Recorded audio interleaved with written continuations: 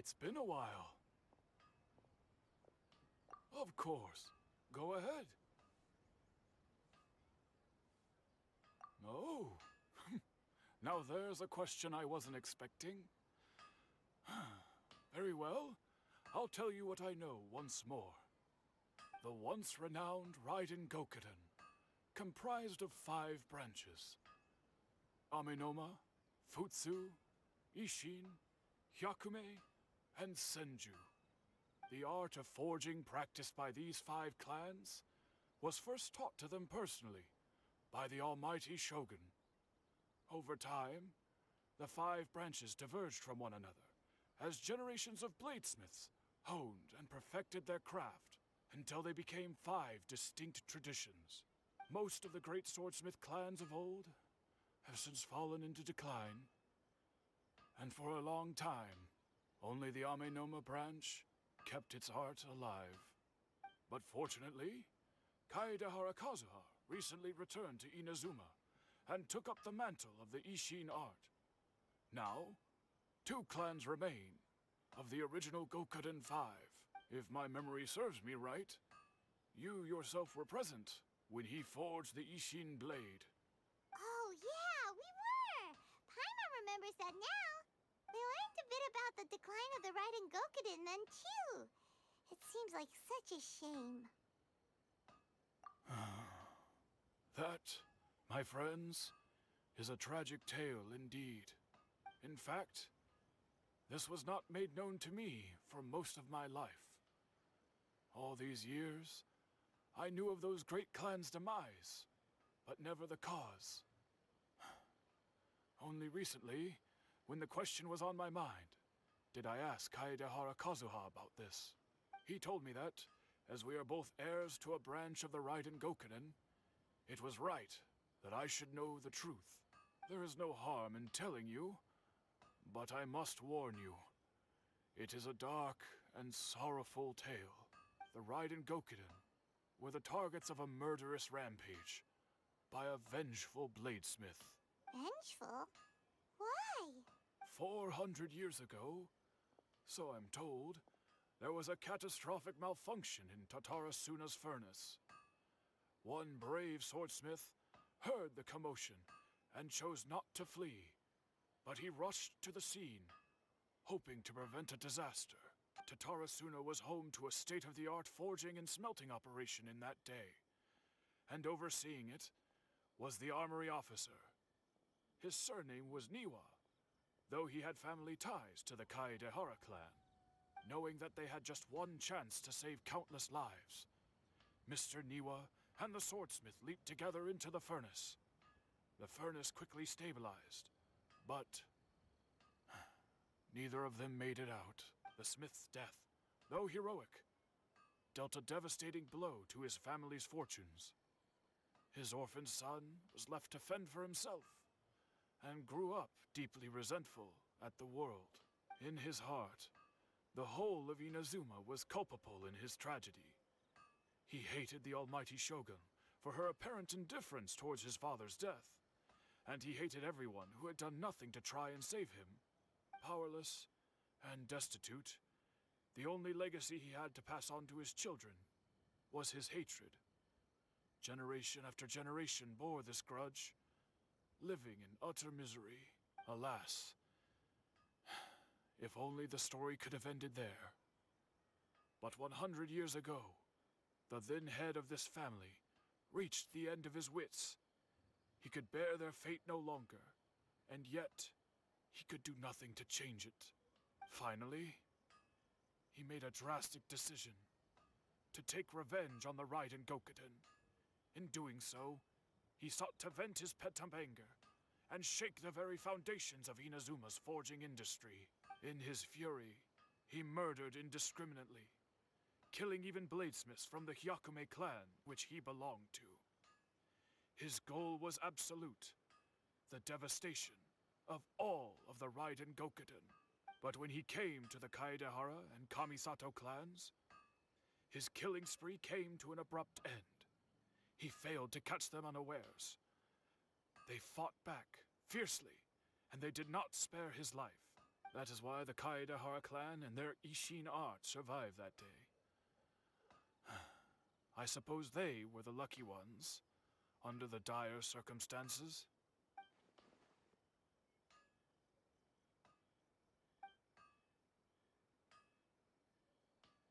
Was there anything else you wanted to ask? Kazuha? Why, yes. Just yesterday, in fact. We spoke for a while over some tea. He seemed well.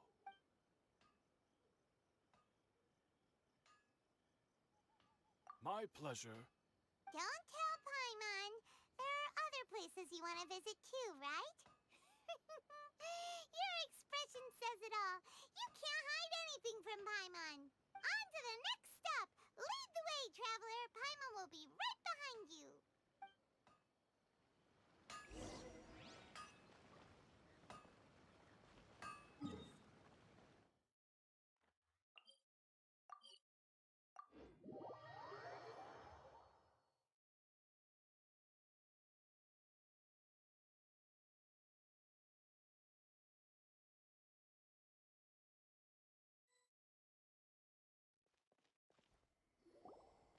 We're here! This is the Yashiro Commission's headquarters, so... Traveler, it's been a while. If you're looking for the Commissioner and Miss Kamisato, I'm afraid your timing is unfortunate. They're not here right now. Are they out on business? The Commissioner is out on business, and Miss Kamisato is standing in for some meetings in the Commissioner's place. If it's urgent, you're welcome to wait inside until they get back. What do you think? Shall we go in? If it were anyone else, I couldn't allow it.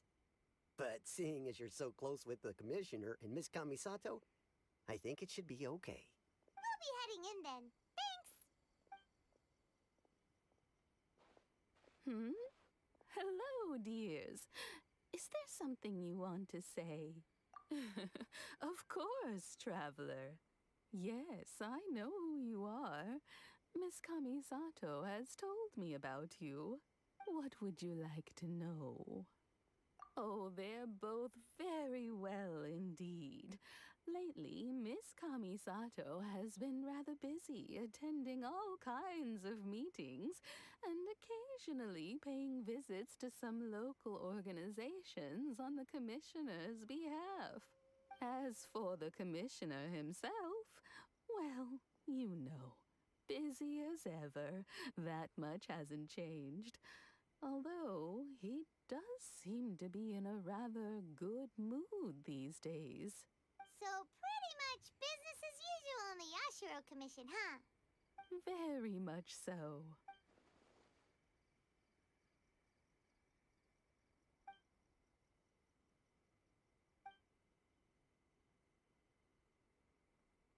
Well, got any more questions? You're very welcome. In fact, I would love nothing more than for you to come and visit more often. But I'm sure you must be far too busy to have time for that. Miss Kamisato talks about you all the time. She seems so thrilled to have you as a friend, and she's always saying how talented you are and how much she admires you. I must say, many things in Inazuma seem to have taken a turn for the better since you arrived here. So you're not just Miss Kamisato's knight in shining armor, you know. You're a hero to us all. I mean it. Whenever the Commissioner dines at home, Toma always joins him. I always find myself at my most relaxed when I'm serving the two of them and listening to them chat away. The Commissioner has such a busy schedule that he doesn't always have the chance to take his meals at home. But given the opportunity, he always prefers to dine here. They say it's because Toma's a much better chef than most. The commissioner is so fond of home comforts. They get to talking about you sometimes, too, you know. Always with a very fond tone. The way one would talk about dear old friends around whom one can truly be themselves. Miss Kamisato occasionally joins them as well. Whenever the whole family gets together and they start talking about people they've met and experiences they've had, you always get a mention. It's been many years now since the late Mr. and Mrs. Kamisato passed away. Much has happened in the Kamisato clan in that time. As someone who is old and gray enough to have watched their son and daughter grow up, it makes me so happy to see them meet a dependable friend whose company they enjoy so much. So, in the future, if you ever do have the time, please know you are always very welcome at the Yashiro Commission headquarters. There will always be at least one old lady who would be delighted to have the pleasure of your company. Wonderful. Thank you. Paimon likes it here too. Also, you were saying something about the food here being really great. Paimon's itching to try it. We may just have to invite ourselves around for dinner sometime. Paimon meant we should come pay a visit again real soon. Ideally around dinner time. Of course. All right, goodbye for now. Where are we going next? Great. Goodbye, ma'am. Don't worry, we'll see ourselves out. All right, then. Take care now. Hope to see you soon. Oh, are you two leaving already? Yep, everything's taken care of now. Don't worry. Very well. Safe travels. Goodbye.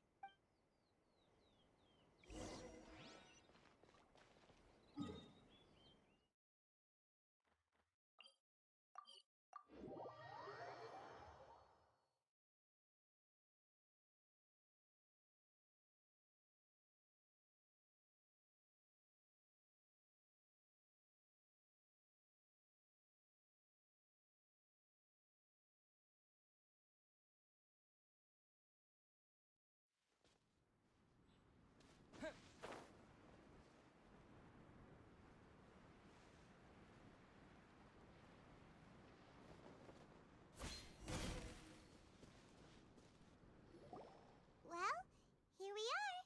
But what are we looking for? Something or someone? Do my eyes deceive me, or is that the traveler in Paimon?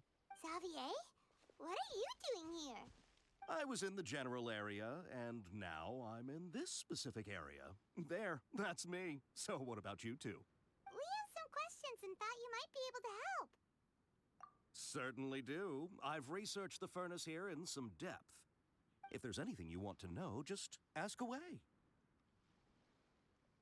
Like the back of my hand. Make no mistake, I have been here a good many times before. Not only that, but I've met people in Inazuma whose families used to live in Tatarasuna years ago. They said it's all true, the history here. Oh, well, it's a long story, don't you know? The tale of Tatarasuna starts a long time ago. I'm told that its history is one of the most foremost forging and smelting operations in the nation, goes back around 1,000 years. Still, the furnace has had a couple of serious maintenance issues along the way. A couple? When exactly? One was just in the last few years, the other was several hundred years ago. A fun fact, I'm not the first Fontaine tech guy to come and work on it either. There was a guy back then too. They say he was a mechanic who consulted on a technology upgrade. It seems like the technological collaboration between our two nations goes back a long way. How about that?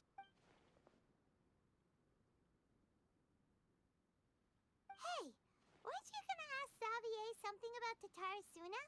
Come on, ask already. Oh, I didn't realize you two were here for a history lesson. Me neither. Paimon doesn't know what's gotten into this one today.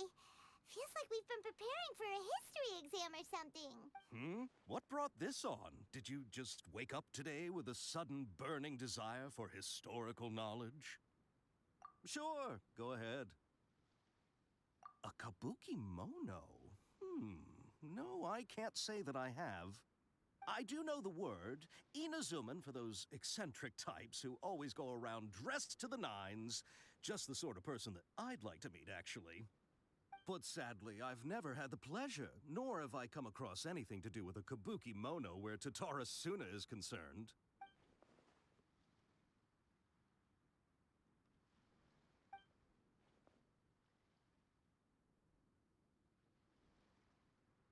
Of course! Don't mention it.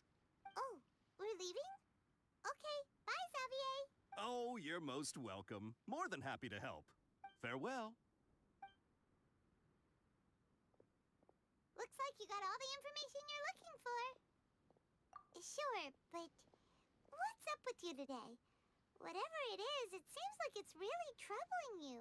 Keep your smile, Spinal Crocodile. No matter what happens, Paimon will always be there for you. Come on, you gotta keep it together. Why don't you grab something to eat? You can't go facing life's challenges on an empty stomach. All right, let's head off and go meet Nahida.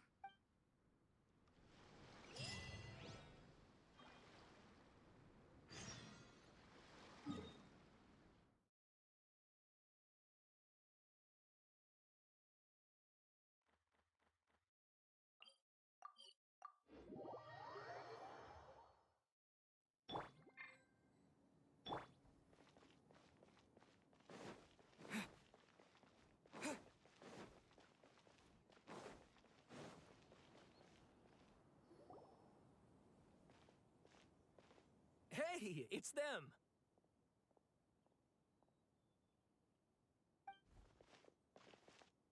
Akaba, Sawada, you're still here? Indeed we are. If you have a moment, we'd love for you to join us once more. We have time. What do you want to talk to us about? It's the same topic we discussed last time. Obvious. Still looking for more info about Tatara Suna, huh? Should we join them? Unfortunately, we haven't made any real progress. Huh? Oh, of course.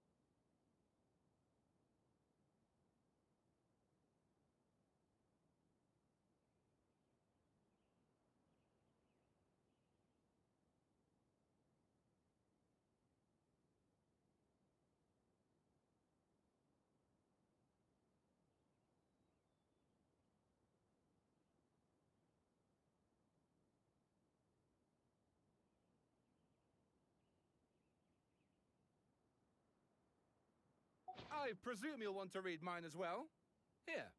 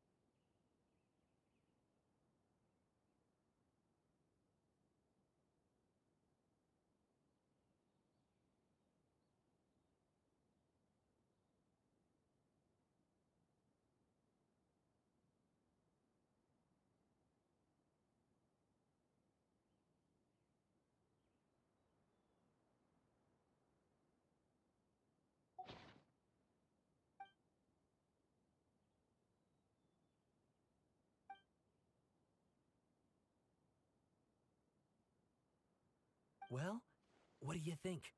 Hey, Traveler. Remember how last time Akaba was saying how he wished he could gather more information about all this? Well, we just got back from Inazuma. So how about we tell them what we learned? What did you find out? Something big? It's a long story. Basically, we have some friends in Inazuma. Wow, so many new details. Thank you so much for sharing that with us. Well, well. So it all comes down to one man's desire for revenge. Huh. You heard this from a member of the Amanoma clan, you say? Then I guess it must be true. Ugh. So there's no ghost story here after all. This new information actually lends further credence to my hypothesis. Evidently, swordsmiths were seen as having an incredibly prestigious role in society those days, to the extent that harming them was conceived of, at least by the perpetrator, as a way of exacting revenge against those in power. Yes, okay, point taken, you were right. But that doesn't mean I can't carry on with my novel. And they're back at it. These guys are really into this. Oh, so sorry. Look at us, prattling on about our projects and ignoring you. Thank you so much for the information. You're welcome. See ya. Keep us in the loop if you find out anything else. Will do.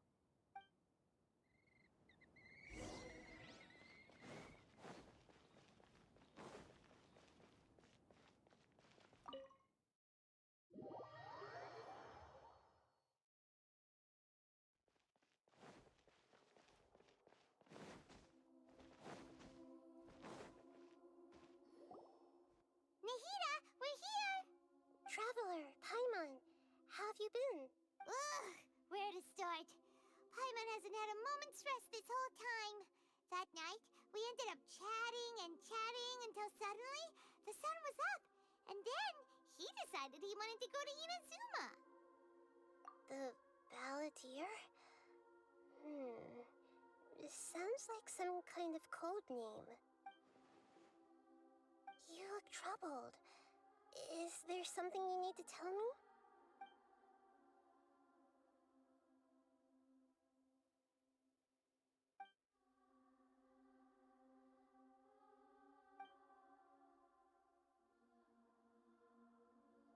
Traveler? Hey, what's wrong? You look so upset.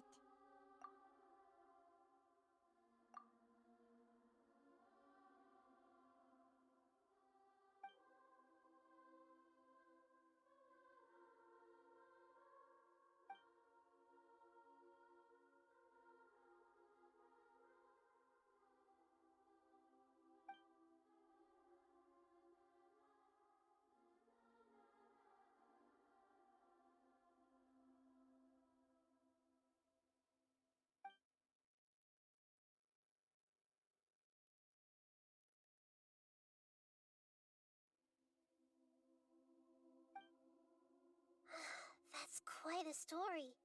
So, this puppet known as the Balladeer erased himself from Irminsul, hoping that he could change the past. But how was he even able to do that? As the Traveler said, he very nearly became Sumeru's deity. Admittedly, I remember it a little differently. I don't recall finding anyone inside the machine after we defeated it. Nevertheless, it does make sense. If someone were to successfully erase themselves from Irminsul, the world would change to reflect the new reality. So, you believe this person really existed, and we just don't remember him because, well, because he literally changed the world? Yes. Theoretically speaking, it is possible to do this. But I'm struggling to imagine the kind of person who would dare go through with it. The Traveler comes from a world beyond Tavat. That's why there's no information about him in Irminsul, and it also explains why any changes to Irminsul wouldn't affect him. So if there's anyone in the world capable of retaining memories from a past that has been rewritten, it's you. It's quite incredible when you think about it. Paimon's having a hard time understanding this Balladeer guy's motivations. Why did he do it? I can only make inferences based on the information we've been given. As for what kind of person he was, only you remember that.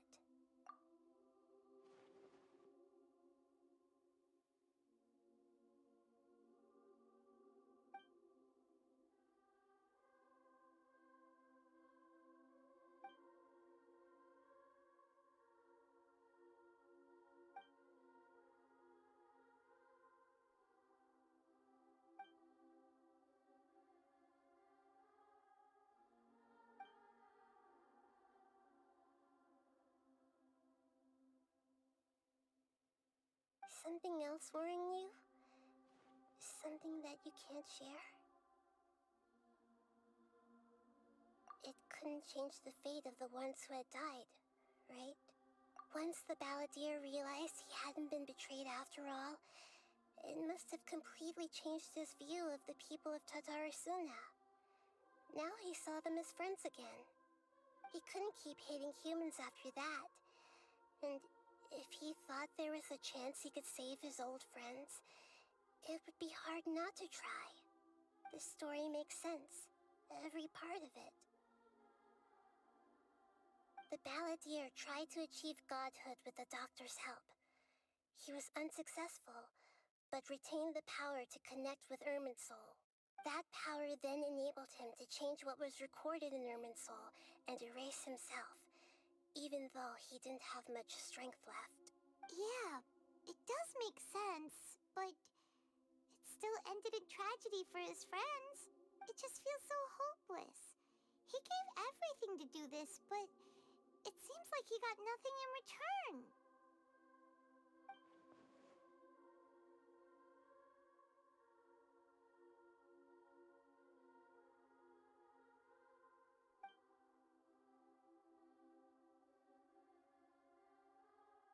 Please wait a moment.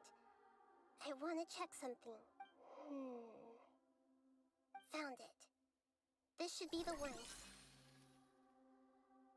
It turns out that I have a strange way of confirming everything he has told us. What is it? A record from a personal collection. It was tucked away in a corner. You should take a look.